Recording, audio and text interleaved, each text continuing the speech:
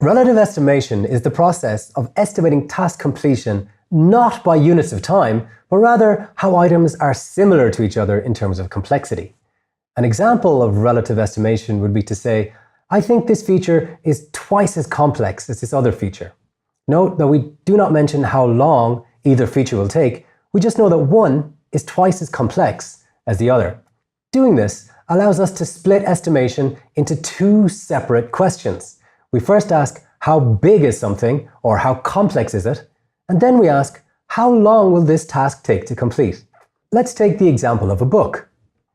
Instead of saying, I think I will read this book in 3 hours, I could estimate the number of pages as being, say, 400. Then I could see how long it takes me to read 50 pages, say 30 minutes. And then reading my 400-page book is a task 8 times bigger than reading 50 pages. Reading 50 pages, however, is a task I've previously done. It took 30 minutes, and 8 times bigger than 30 minutes is 4 hours. My relative estimate for reading the whole book is therefore 4 hours.